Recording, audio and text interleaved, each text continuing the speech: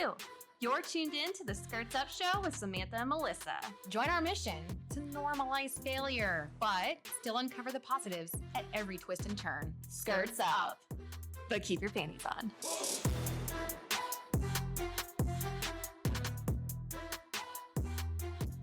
What's up, Skirts Up Squad? It is Samantha, and Melissa's not with us today. She got into a car accident, so I'm riding solo for my first time, but we'll make it. We'll make it through.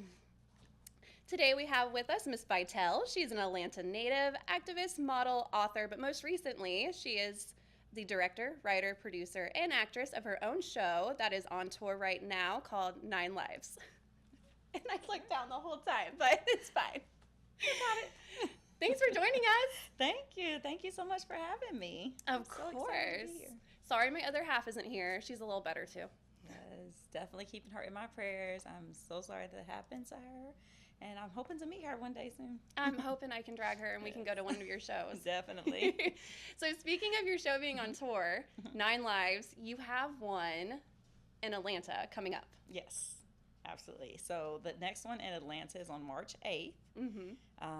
And we still have 6 cities to go. I'm kind of losing count at this point. It's a 9-city tour, so it's a little overwhelming. How appropriate. 9 Lives. I know, right? Was that see on how that purpose? happened? Nothing I did was on purpose by me, but I don't believe in coincidences. And this is very much a God-ordained show. And so when he does stuff like that, I'll be like, oh, I see what you did there. Yeah. I like it. All right, so your show is based off of a book that you wrote. Yes. When did you write that? So this is I Am a Poetic Ensemble, and I wrote it during the pandemic, I would say. Oh. I was writing it for a long time. So the question isn't when I wrote it. The question is, when did I push the button and actually publish it? That's Now, fair. that was during the pandemic. I can tell you that part. So, so that happened during the pandemic. And, literally when I published it, the world shut down. So I apologize for that, people. But, this is definitely a movement. And it's a memoir story of my life, written in poetry format. It's a self-help book because I'm talking about my traumatic experiences, the things that I've gone through. And people who can relate and resonate with that, they can go to the back of the book and see the self-help section that has notes and references for anybody dealing with any of the topics in this book can find the help that they need there. I love that so much. Yep. We like to have people on, we have therapists on, we have all sorts of professionals on, and we always love when they're like, well, you don't have to have money to get help. Like, here's the resources. Google. And yeah, a lot of people don't know that you can get therapy for really cheap or free. Like if you need it. It's possible. Yeah. So that's what the book is all about. And so the show 9 Lives came from that. It kind of became a one-woman show because of the pandemic a little bit. Because, obviously during the pandemic, I wasn't able to hire a cast and a crew and makeup team and wardrobe and all of the things that we normally have. And I just had to be all of those people. So I'm actually playing a little bit more than 9 lives. Oh my 9 gosh. lives is what you see on the cover of the flyer and what you see in the show. Those are the characters. But behind the scenes, if you think about it, I was my own camera person. I'm setting up all the tripods and filming myself and doing all, and my own makeup crew and wardrobe, just everything that had to be done. I was doing that because, we were quarantined. Well, I'll give credit to my kids too because, myself and my kids were doing that. They were not wanting to do that really, but it all came together. We made it work. That is so beautiful. So no matter what, if you want something, you can do it and make it happen yourself. Yeah, and I'm the type of person, honestly, that if I get pushed back, so when I kind of tell the enemy, I kind of threaten them a little bit. I'm like, you're gonna have to try harder than that to stop me from writing this book. And then literally the whole world shut down, and I was like, dang, he's trying really hard. So that's kind of how that happened. But that's the best But time. That made me more, when I get that adversity makes you just go harder. It's like, okay, now I'm at war. Now I got to fight back. So, a lot of us, adversity makes us just better in a lot of ways. It does. Yeah, and if you don't have that, you're not growing. So it's important. Mm-hmm. So at what age does the book start taking place? That's a good question. I want to say it's a memoir of my life, but I started collecting, I I would say journal entries. So I've been journaling since I was a teenager. But here's the thing: I can't really remember much before I was before that time period. So probably my oldest memories that I can really piece together are like middle school going into high school. Okay. So most people they can remember elementary school, they can remember their teachers' names, all of these things, but that's actually Trauma brain. a trauma. Exactly, trauma brain. I haven't heard it called that before. I got trauma brain. It is a symptom of trauma, and I'm going to start calling it trauma brain now because that's exactly what it is. Thank you. Yes, that was great. So yeah, it actually, your brain works to protect itself and makes you forget a lot of the stuff. So that's really where, even with writing the book, I had to go through therapy. I almost went through hypnosis, but I was like, yeah, this is a little uncomfortable, you know? Yeah. So I just went through like relaxing and trying to remember stuff therapy. And so I was able to piece together a lot of memories between that and talking to other family relatives and stuff, and then my journal entries. So I kept journal entries and things like that. Unfortunately, we didn't have smartphones then, so if I had a smartphone, I'm sure I would have had a whole YouTube channel about the nonsense I was going through. But you know, I probably wouldn't have been going through it because I'd have been YouTube famous at that point. But you know, I was writing in journals with a pen and paper. This is what we used to do back in the days, folks. To those of you who don't know what a pen and paper is, I still do. So that's where the book really came from. And so the journal entries, I want to say, started around high school, but I reflect back on times that I don't really remember and things that I was able to piece together rather. And so yeah, it started back further than that. Yeah. Hopefully that answered the question. No, that does. It's hard to pinpoint a date, is what I'm saying. No, it does. So what I'm hearing is that it sounds like a lot of the complex trauma probably started 8 years old, somewhere in between that frame, because I know that the brain at 8 years old is when you've absorbed all of the stuff. Yeah, I found that out as I was going through my healing process and going through the process of writing the story. I didn't know that the first few years are what really makes who you are, scientifically proven, I guess. And so when I found that out, I'm like, that makes so much sense why I'm like an old soul. First of all, I relate more to my grandmother than anyone. And I found out in doing my research that my grandmother actually had me the first 5 years. And I'm like, it's all making sense now. I thought I was just adopted or an alien or something because I'm nothing like any of this family. You know, that's how my I goodness. felt that my family I was not relating to anyone. And so, yeah, it makes sense that explains why, you know, my 83-year-old grandmother is my best friend, and that's who I relate to the most. You know, one of the things that I can rant on forever is what they don't teach you in school, and one of them is mental health. Like, I feel like, why don't we learn about mental health? Like, we shouldn't be 30 years old learning about what your attachment style is and how you get that. Right. It's literally one of my biggest pet peeves. Like, just got goosebumps. Yeah. Yeah. No, you actually gave me goosebumps when you said, and that's why I had to say I had to say it out loud as you were saying it, because that's why it's so important for people like myself and people who are telling their stories and finally speaking out. Like, you're seeing more celebrities coming out about mental health and making it a norm. And so, yeah, it will be taught in schools eventually. I believe that. Like, it takes for all of us to work together and make a difference and show how important it is. Yeah. It won't be immediate, but just think like just work in progress. You got to start one generation, and I'm sure it'll be a lot of butting heads. Exactly. And, oh, you made me this way. Right, exactly. No, I mean, it doesn't matter what you do. You could be the perfect parent, and you're still traumatizing your kids. That's true. Yeah.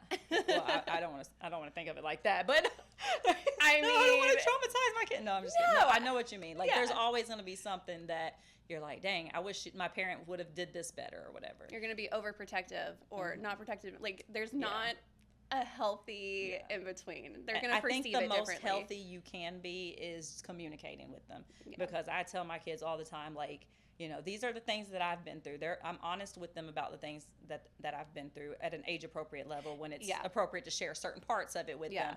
But, you know, once they know my truth, then I explain to them, you know, and this is why I parent the way that I do. This is the reason, you know, I overcompensate a lot of times because I feel like I missed a lot of childhood, so I'll overcompensate for my kids. And then, you know, I am very strict and all these different things. Like, I'm this way because of how I was raised, so I'm trying to do better than my parents did. And so in turn, as I'm teaching you guys, I'm always reminding them I'm not going to do it perfect. I think that's the worst thing parents can do, is think that, you know, they tell their kids, well, this is what you got to do because I said so, or whatever. And then when the kids come to you for an answer, you have to have that answer. No, you don't. Sometimes the answer is, I don't know, because I just don't know. You know, I'm learning too. And so the kids understand that you're not a perfect being. They don't expect you to be perfect. They don't, you know, set these high expectations for you. And you've told them from the very beginning that I might get things wrong sometimes. So you have to let me know if something that I said offends you or hurt you. Like, that's why communication is so important at all ages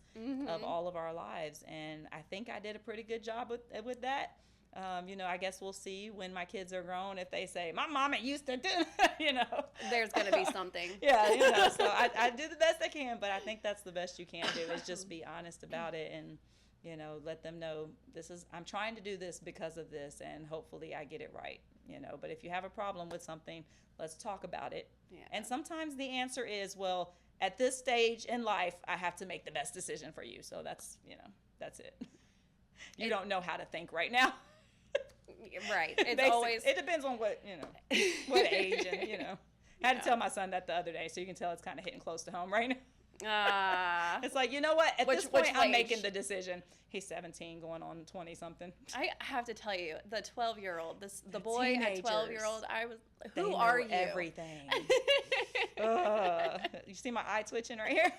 Like, teenagers, man. Oh man, what's easier, girls or boys? Oh, that's a good question. So, I think that it's boys. Really? Me personally. I ask a lot of other parents that have both. But for me, I had two boys that were practically twins, 16 months apart. And they were so much easier than when the girl came along and she's like 12 kids. So, and, you know, and I have all of my nieces and nephews. I have all of them together a lot. And when I have all 8 of them, there's still this one that is my girl that I birthed that is like, how are you louder than all 8 of you guys? There's always the one. So yeah, I think maybe it's a personality thing, but I think it might be that they're a little more chill.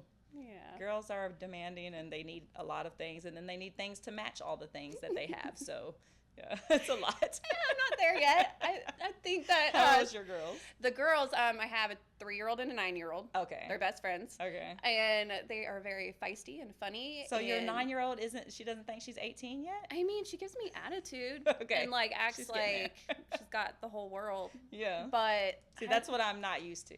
And then the girly stuff where like she sees an ant and she's crying, and I'm like, it's an ant. You're bigger than it, you know. Yeah, and then, there's that. Yeah, I had to adjust because I feel like I'm a boy mom, and then it's like, okay, now I gotta adjust to this girl stuff. So it's like if she gets hurt, I'm kind of used to, girl, get up, you know. Like, yeah. You're all right. Good, get on up. And I have to be like, oh, she's a girl. Let me just baby her a little more, and I have to intentionally be like, okay, come here. Okay, I'm so glad I'm not the only You're one. Okay. Like, it's like I have to work really hard at it. I was a tomboy growing up, and that was me. Yeah. But the problem is that my boy is not a tomboy. Like, really? Yes. And so, like, I remember this one time I was like, yes, okay, so this is gonna be cool. We're gonna go to the park. We're gonna play football. And I remember I was at the park, and it was really, really busy. And there's dads everywhere playing ball with their kids. And I was like, all right, I'm gonna teach you how to throw a football. And I go to throw him the football and like nail him in the face, and he's crying. And I'm like, oh, it's okay, get up. We're gonna do this again. Round 2. Black eye. And I was like, and we're going. Oh my goodness. Like, okay, not for you. That is okay. Right. Yeah, so that's me too. I was definitely a tomboy, so I needed the boys first. And I feel like I got exactly what I asked for in the right order that I wanted. So I was like, Lord, the only part that didn't line up is I definitely prayed that I did not have a girl until I was rich enough to have a girl, because I felt like she needed everything. Like, I literally planned on by this time in her life having a whole room in the house that is a Barbie house, like Oh. that you walk into it and you're inside of Barbie's house. Life-size. Yes. And so Is that a thing? I still want to do that. So if she's, 18 by the time we do that, then we're going to be an 18-year-old and I'm not going to tell my age-year-old playing with Barbies in the big Barbie dream house, because I've dreamed of this since I was little. So now that I can afford it, we're doing it. All right. So if you don't like it, you better have some kids at some point then, because then I'll There's have always grandkids to grandkids. play. Yeah, exactly. Like somebody's playing in this Barbie dream house with me. Oh my gosh, that is a girl's dream come true. Yes, absolutely. So where did 9 Lives come from? 9 Lives came from, gosh, that is a loaded question. We are right here in Brains are sync on right now. Our brains are in line. We're Is that in like the a vein. trauma sync? Is that what that is? No, I think, you know what? I think, like I said, everything with this show and surrounding this show is so divine. I believe in divine connections. Everything happens for a reason. And so even my assistant who sets up all these interviews and stuff, I trust her that she is in the vein. She's on it. So wherever she tells me to go, whoever she's telling me to meet, I don't need any more details than that. I trust that she lined me up with you for a reason. She saw something you were doing and she said, hey, this makes sense. And so, yeah, we're divinely connected. So that's what that is. But yeah, no, that's where 9 Lives really comes from. If you put it just vaguely like that, then I could say that it's divine. Like, it really comes from God, because I watched this show and I've seen it. I'm sure we've done it more than 50 times. I lost count after this point. Yeah. But every time I watch it, I'm like, it's a whole different show to me. And I'm amazed with it every time, even though, yeah, technically I sit there and wrote it, and the thoughts came through my brain and through my fingers on the computer, and I lived it. Yeah, it's like I'm telling what I actually lived, but it's like I can't make this stuff up, and just for it to have been pieced together to where there's 9 different characters telling my one story, and people think it's about split personality disorder. It's not that. It's just really, some people, they're like, 9 lives. Oh, so she's got split personality. No, it's not that. It's just sometimes I feel like I have lived multiple lives because I've been through so many things in one lifetime. So really it was just a matter of me not being able to play all of the characters, or not be able to hire all the characters. So I had to play all of the characters. Well, that brings up my question. Is it all of the characters are you, the same person, or is this like playing different characters, like a Tyler Perry playing all the things? So I am playing completely different characters. So they all look that's different. Why they look different. Yeah, they all look different. They have completely different personalities. And that's why I said when I watch it, I forget I'm watching me. Like, that's how divine this show is. It's like, dang, I forgot for a second this is actually me and my story that it's telling. That's how disconnected I am from it.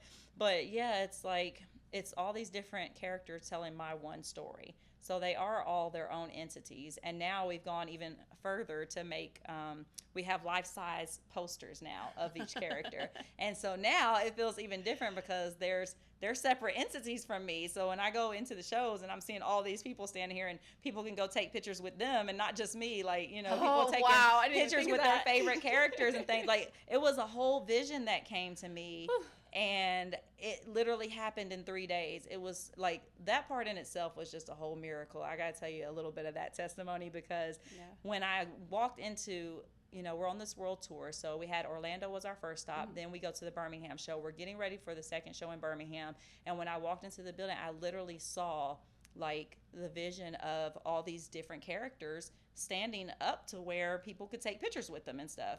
And I didn't even hesitate, like, is that even possible? What does it really take to get to that point? Like, how can I make this a reality? I just literally started going in, like, this is what it's going to be.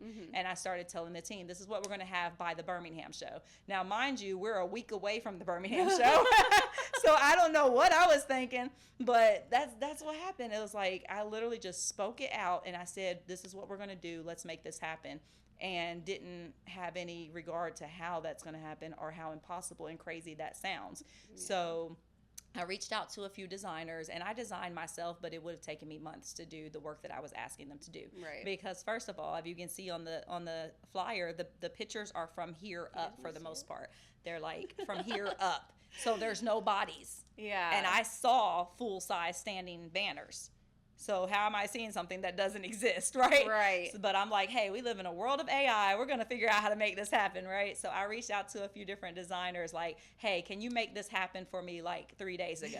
That's basically what I'm asking. And everybody's like, nope, that's impossible. And I'm like, okay, that's what you think. Moving on to the next. And I just kept going, expecting somebody's going to say it is possible. And I don't know, like, still looking back on it now, I'm like, what made me think that was possible, But I kept pushing, and somebody did it. Like, they literally, when I told them, hey, I want these people, but I want them standing full size, so whatever you got to do to make their bodies, do that. And I kind of just told them what they were wearing in the movie, and they made their full bodies, and they matched what the movie has and everything. And he sent it back like 5 minutes later. He's like, is this what you mean? And I'm like, like, I could see the vision. It's like, creative people know this. I know I'm speaking to all the creatives out there. Like, when you have a vision in your mind and you're the only person that can see it, and you're trying to tell everybody else what this looks like in here, like, it's so frustrating because you can't even explain it really. It's like, I'm trying to put it into words so that you guys can help me put it together and make it happen, but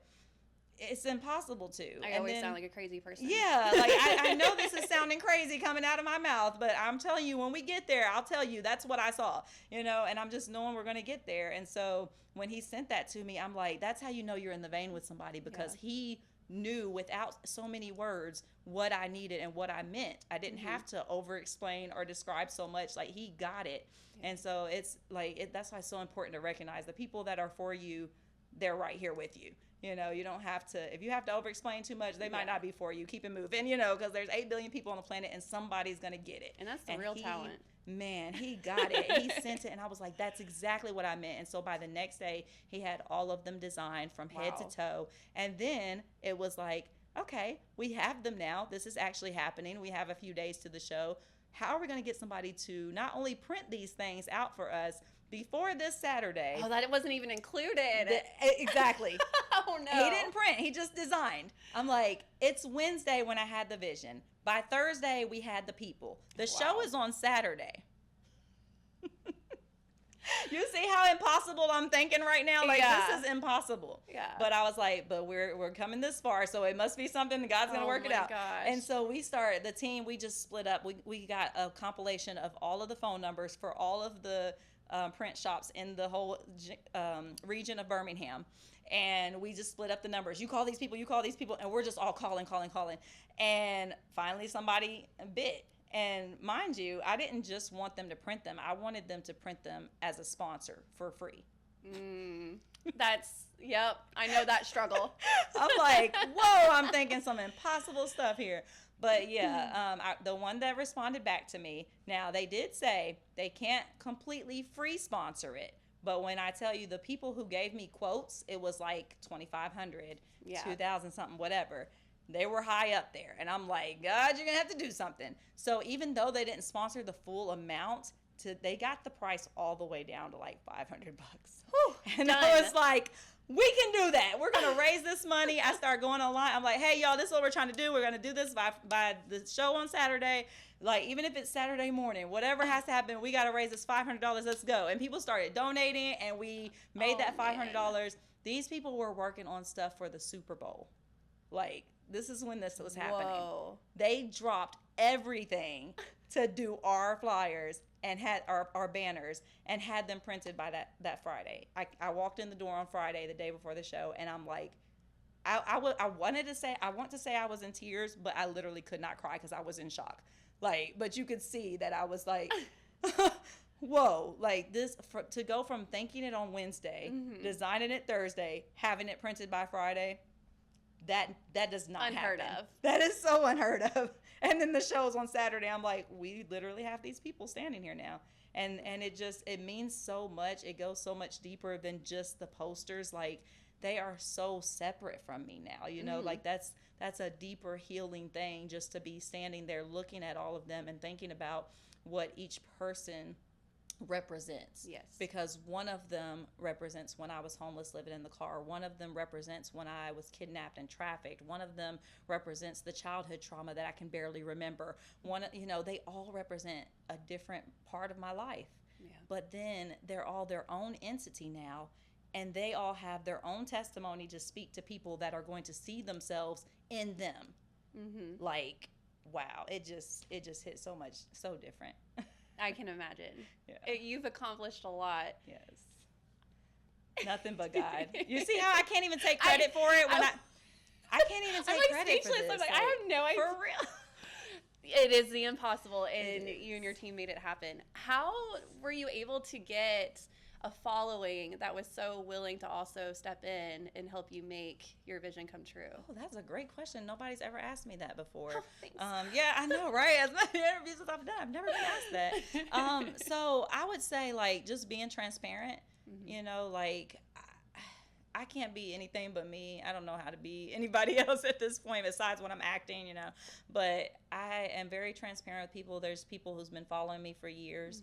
I've been just going hard, being as consistent as I can be with the social media. It's hard sometimes to juggle the social media world and then you're out here in real life doing the thing.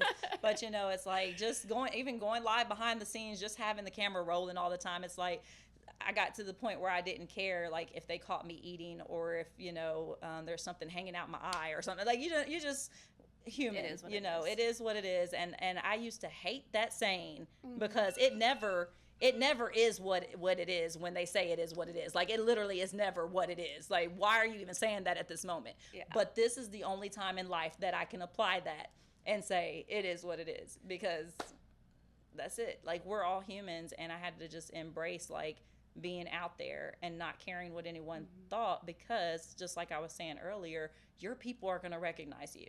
And so if it's not for them, keep it moving. Like, you know, you can block me, you can unfollow, you can do whatever, but at the end of the day, I'm still going to make you sick of me because I'm very persistent, and I'm going to be on all your TV. So unless you live in the middle of the woods, like, with no TV, no nothing, you're going to be seeing me. So just get used to it. This energy. I'm always like, oh, why are these people talking to me? Like, I'm no one. And then they're like, no, you are.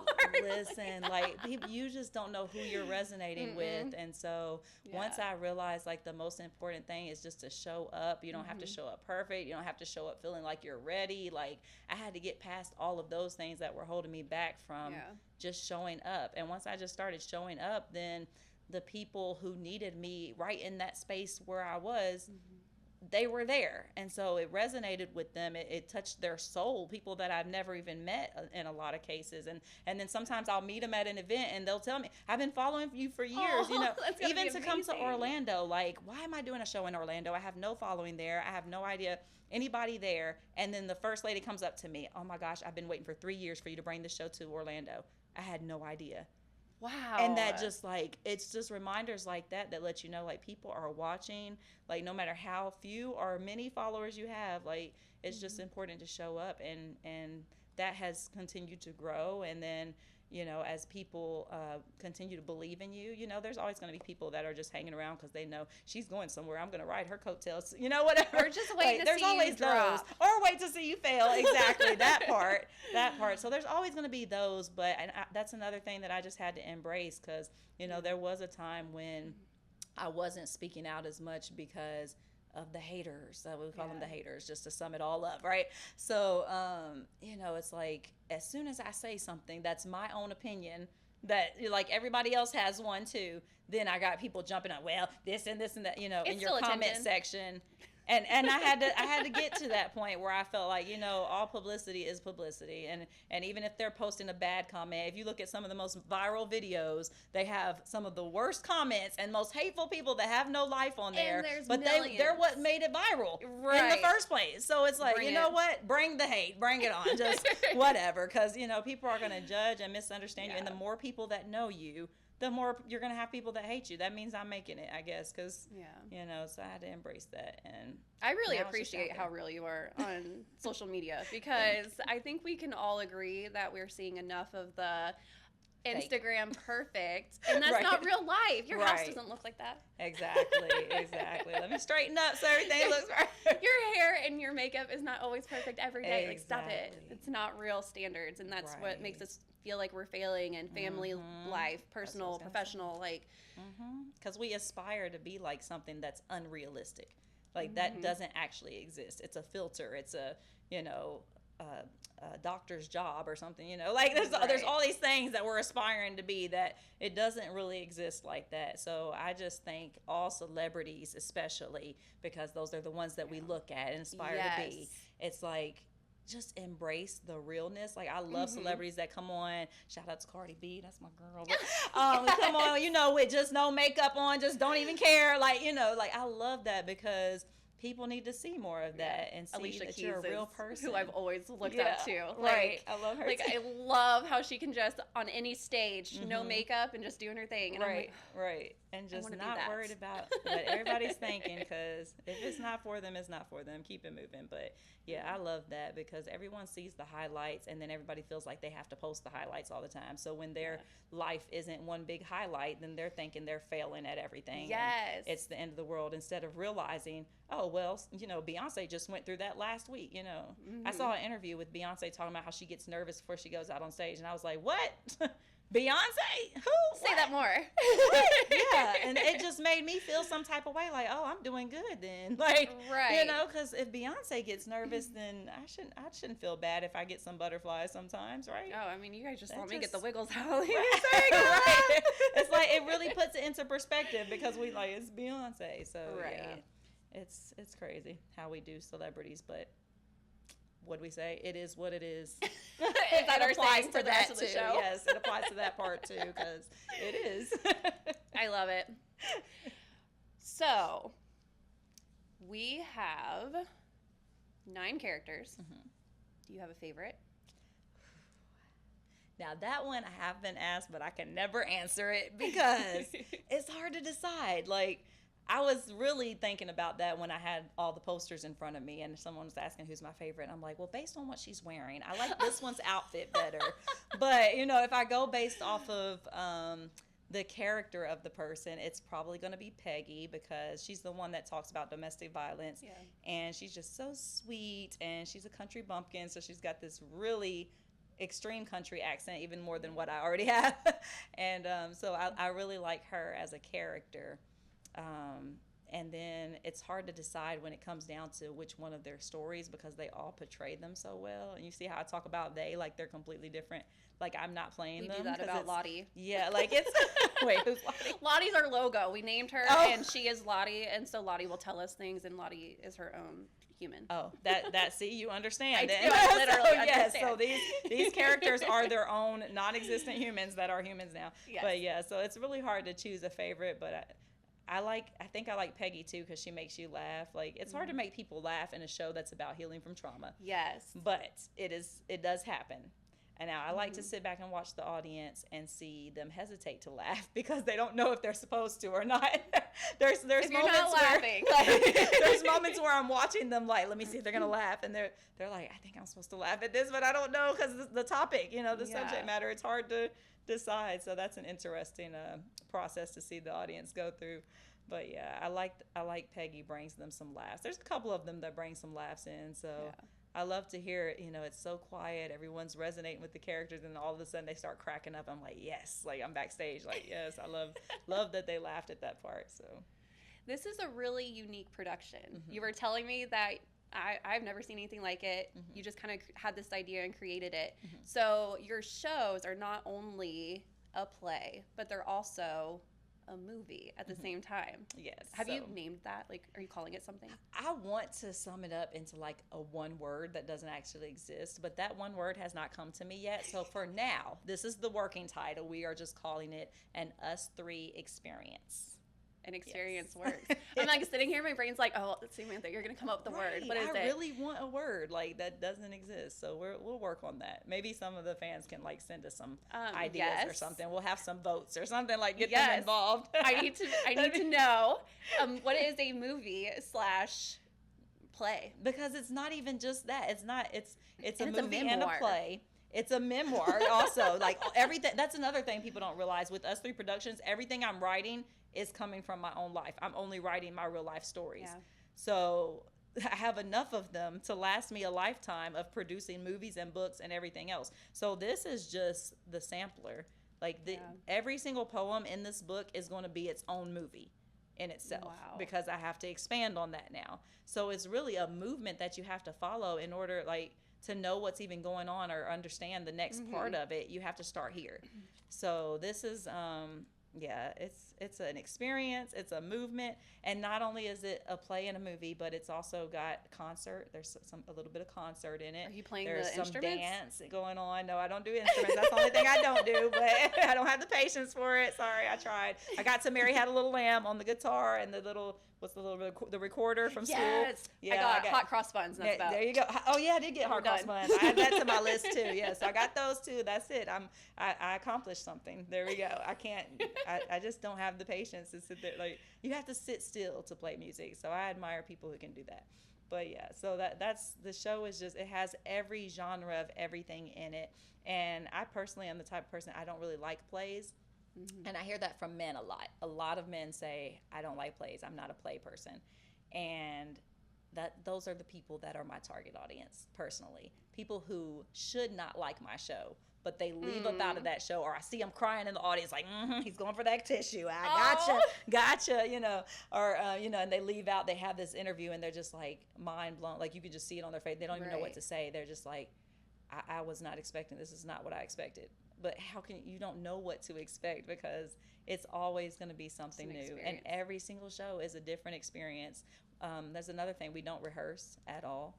Yeah, we do not rehearse at all. Oh my gosh. Yeah, we just. So are there bloopers like pray. in the middle of it? No, there's not. If there's a blooper, you would never know it.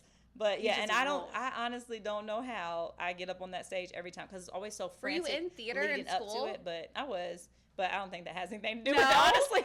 No, it's not that. Because I never, like, I don't even get a chance to, like, run through the lines unless I'm driving. Like, sometimes on the way there, I'll be driving, trying to run through. But I don't even get a chance, because then the phone's ringing, I'm answering the phone and all this stuff. So I'm like, by the time it's showtime, I'm like, oh, my gosh, the audience is walking in the door right now. And I haven't even looked over I'm like, okay, let me just go refresh my memory real quick. And I can't believe that I get up there and not forget everything. Like, that is amazing.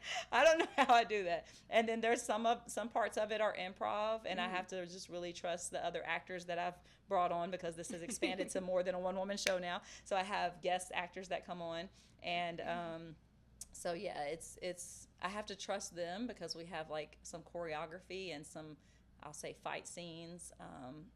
Yeah, it's a lot. So I have to trust to get beat around with no rehearsal. Smacked all around the stage. Yeah. That brings me to another big question. I'm gonna clear my throat though. Okay. I've learned that I'm allergic to Atlanta. Yes. I went to DC. Most people are when and they like first get here. magic. But I still don't want to live in DC. Right. That part. I don't even want to go to do a show there, honestly. But not that, you know, all my DC people watching, get those tickets. I will be there. Y'all just need to give me some incentive, because I'm not really enthusiastic about that. The people are great. The people are great. The driving, the traffic is worse than Atlanta, and I'm not going to do that again. We're going to be 20 minutes from the White House too, so I can only imagine the traffic in that area. It's great. Get a driver. Yeah, we're going to be Ubering it. So, like you mentioned, this is a memoir of your life, and this is a very vulnerable, very personable story, and I think that there's not very many people that could just honestly share what you've been through. How did you get to the point to where you felt safe enough to share it, and how does that affect you each time you watch it? Good questions. You are so good at this. Oh my God, girl. thank you. You need a raise. You need a promotion. Can I start making money now? I know, right? That's why I said promotion. Look, it's coming. Gosh, let me stop before I forget the question. Lord, me and this ADHD over here. So, how did I get to? Okay, first of all, lots of therapy. That's the main thing.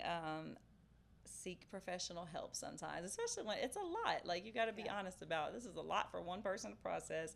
I need professional help. So but also remember, what's a lot for this is a lot. Yeah. But that does not minimize if you went through domestic violence. Like, that is still tremendous trauma. I mean, I explain trauma like this. Like, if you stubbed your toe on a Lego one time, If that's the only thing you've ever been through in your life that was traumatizing, like you literally started moving different at that point, or you made sure the kids picked them Legos up. Yes. You made changes to make sure that didn't happen again because it hurt you. It affected you. That's so, a perfect example. I mean, literally anything can be considered as trauma. There's no levels to this. There's no big or small. So the thing is just, learning how to process it, whatever it is, and whatever changes you may need to make to prevent it in the future. In some cases, removing yourself from certain situations, getting out of, away from certain people, whatever you have to do. So I had to go through that process, and that took years. And so to get to the point where I was brave enough to share it, that never actually happened. I just had to kind of force myself to push the button. Like, that's why I said earlier, when I said I'd been writing the book for a long time, it was a different story when it came to, I'm actually about to release this. And as soon as I hit this button, there's no turning back. So it was just kind of one of those things like, okay, just push it, and just walk away. And like, I really just did that. I just did that. And now it's, it's out there now. So I am holding my breath. I just. So yeah, it was never, that's why I said earlier, like you can't allow yourself to feel like I have to get to this certain point before I do this. Otherwise you'll never do it. Right. You have to do it scared. And then you just keep doing it. And I'm doing this tour right here. Like, even though I've done this show more than 50 times now, been requested in lots of different states, even other countries at this point. That's why world tour. Other countries? Yes, What other countries are requesting. Africa, what is the one that starts with a C? I'm not gonna put you on the Dominican spot. Republic. It's a few of them that they're requesting us. And so anyway, like, I've done the show so many times, but it's still, the tour itself, the 9-city tour, is terrifying. So when you see me doing this, I may be making it look easy, but I'm doing it scared. Because I literally, it's such a faith walk. I literally have no idea where first of all, when I first got the idea for the world tour, I got the cities and the dates and nothing else. And so I had to move forward knowing this is something that God is calling me to do. I truly believe that. And I had to start taking steps. So I like to describe it. I'm a visual person, if you can't tell by now. I like to describe it as an invisible staircase that I'm having to walk up, because God told me that it's there, even though I can't see it. And I'm expecting for that staircase to appear as soon as my foot plants down on it. And that's what's been happening. So when we set those dates, we did not have locations locked in. We put out the ticket sales before we did not have where we were going to do the show. We didn't have none of this details in order. Where are we going to stay when we come do the show? How are we going to pay for this? None of that was figured out. I have to. I can't even say past tense because we're still in the middle of this tour. I literally have to trust God along the way, every single step of the way, and it always works out and falls into place. And you would think that it would get easier every time, because hey, God did it the last time. Okay, we got this next one, right? We're 4 shows in now. Here we go. But no, my faith just gets stretched even more because the shows keep getting bigger. They keep getting more important. We've got, for the Atlanta show, we've got some big names supposed to be in the building, and I'm just like, oh, the pressure. I'm so excited for you. Yeah, it's like it's just getting bigger and bigger. So I have to. I'm nervous. I'm still afraid every single time, but I still do it, and that's what matters. It doesn't matter if you're scared or not. It matters if you're doing it or not. Yes. So how does it affect your emotions to see yourself doing this and to be putting yourself through it over and over again? That's a really good question, because someone tried to stop me before from doing the show because they felt like I was making myself relive it and it wasn't healthy for me. But I prayed about that. I'm like, are they right? But then I realized, no, it was part of my healing, first of all, to do the show in the first place. And so the first so many shows, it was healing, and the healing happens even more each time. Now I think where I'm at right now with it, because it's so distant in the past, and I'm so healed from so much that it's hard to cry on stage because I'm resonating with what I went through.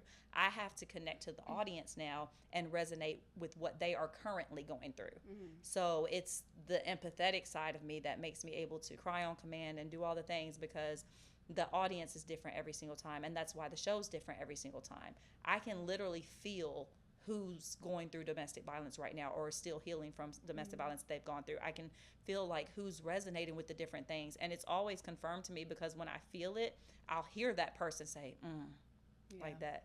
And it just, you're like, oh, I knew it. I knew I felt her before she even said, you know, like, or they'll be like, amen, or whatever. Like the audience is feeding me the energy that I need to reflect it back to them. So I'm not even reflecting off of my own pain or energy anymore. I'm reflecting off of what they're going through and knowing that I can relate to that and knowing that this is healing for them. So I'm not reliving it anymore.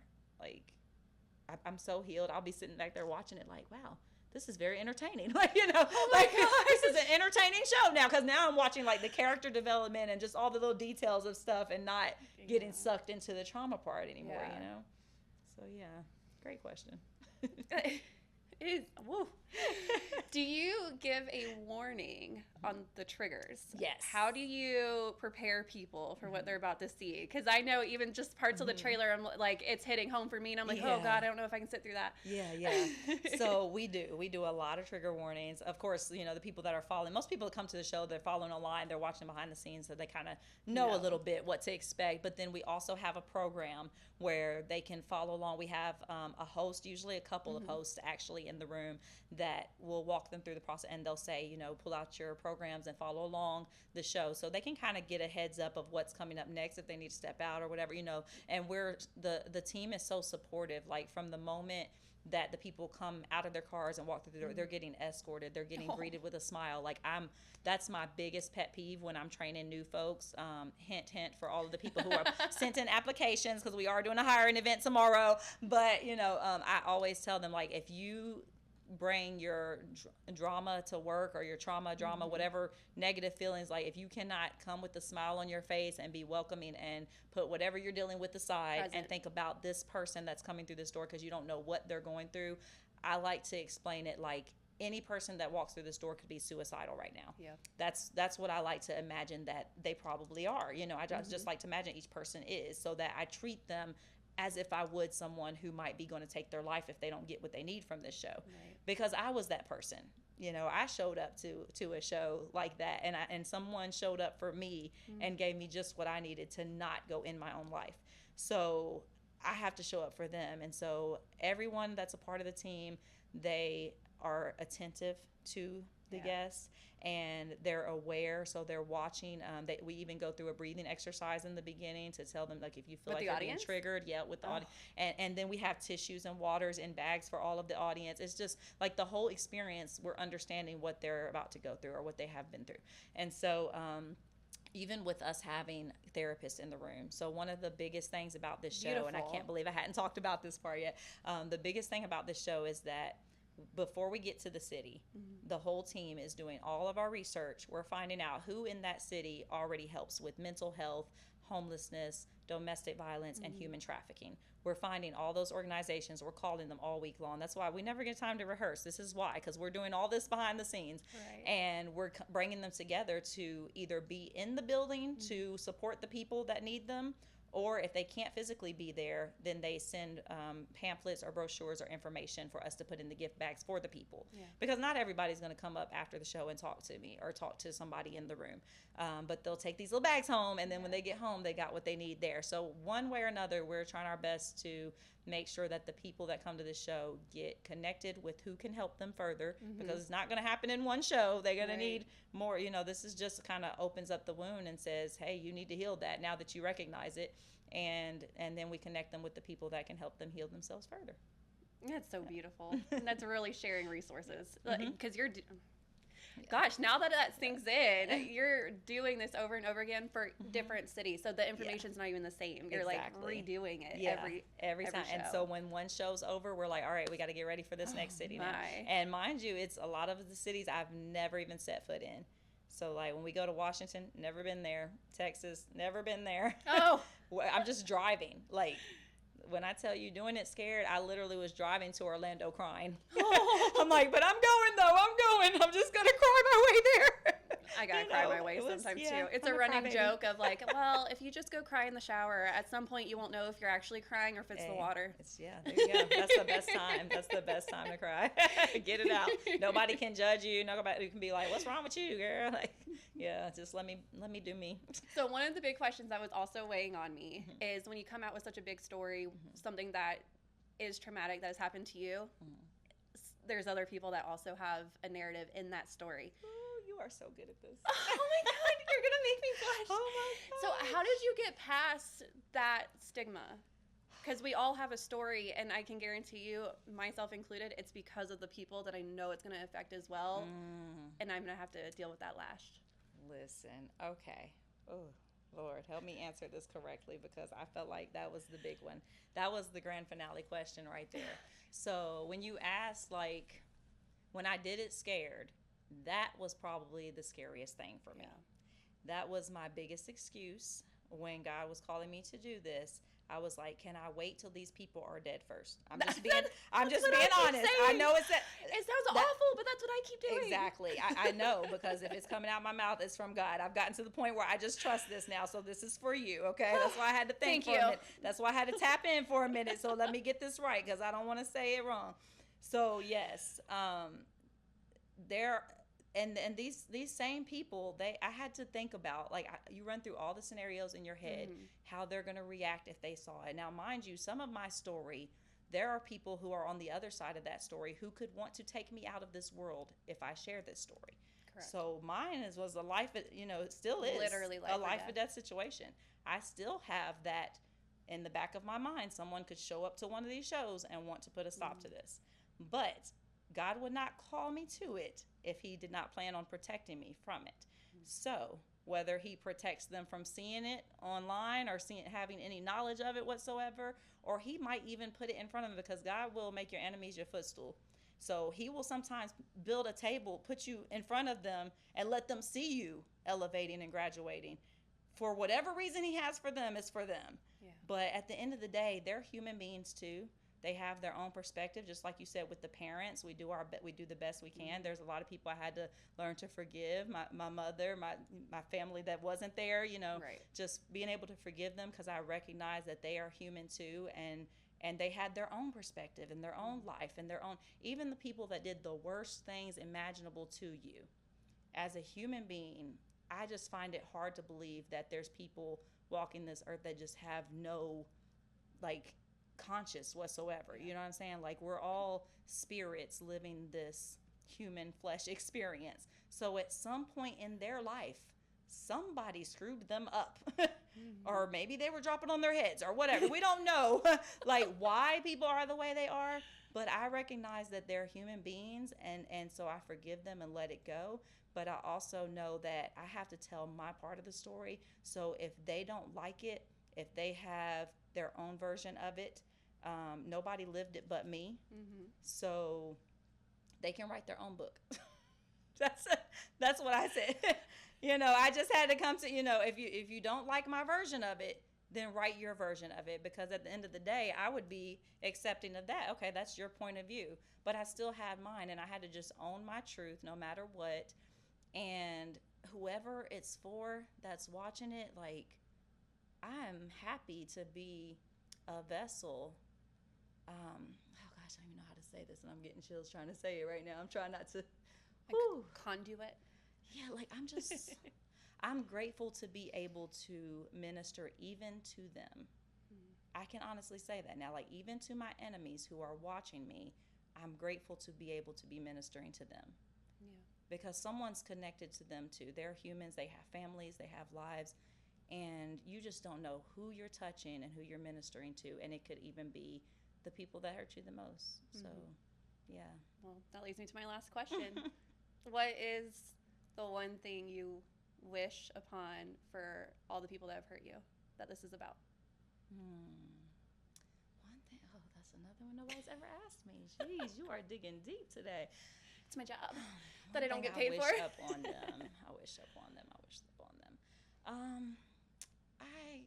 I'm trying to sum it up in my head, because there's a lot of things that I could say, but if I have to say one thing that I wish upon them, would be that they they find their own personal relationship with God, whatever that is and whatever that looks like. Because, in some people's cases, that might mean they're going to hell. Like, we don't know, but that's none of my business. But I truly hope that, everyone is able to come to God with whatever that is, whatever it is, whatever their point of view is, whatever their perspective is, take it to God and ask, because we're all here for a purpose and a reason. And even the people who contributed to the bad parts of life, that was for a purpose and a reason. So I hope that they're able to go to God, find out what their purpose is for being alive at all, and do that purpose. Yeah. That's what I wish. Everyone finds their purpose. Mm-hmm. I love that. Thank you so much for sharing Thank some you. more Can insight. I hug you? Yes. I gotta hug you. Oh, thank you. That was awesome. I cannot wait to see the show. Just as a reminder, Skirts Up Squad, she's going to be in Atlanta March 9th. 8th. March 8th. And so get your tickets. I think I saw that they were almost sold out, so you might want to hurry. It's very limited seating. But if you miss it, Nashville's not a far drive. We have that one coming up. Yep. DC, Texas. Washington is next after Atlanta. I can never remember them in order, but I believe it's Atlanta, then Washington, then Texas, then Tennessee. I don't know why we're going there, then back, and then Bowling Green, Kentucky. Oh, Boston is in there somewhere too. I cannot forget Boston. I will not be That to the is not Boston in one. order. I don't That do is- snow. I think Boston is closer to June, so we should be. Perfect. I definitely factored in the winter months when I was praying about this. God, can you not take me somewhere where there's winter? Yeah, Because that would no. not be. Yeah. I'm with you on that one. Thank you so much for sharing with Thank us. you. Mm. Thank you for having Let us me. know what you all think when you guys see it, and come up with that word for us. Yes. We need to start a vote, a petition or something. I don't know. We need to What can we just do for pass that? around a clipboard. Pen and paper. I love pen and paper. Bye, guys. If you liked what you heard today, hit that like button, or the subscribe button, or whatever button it is that you have. Just hit it.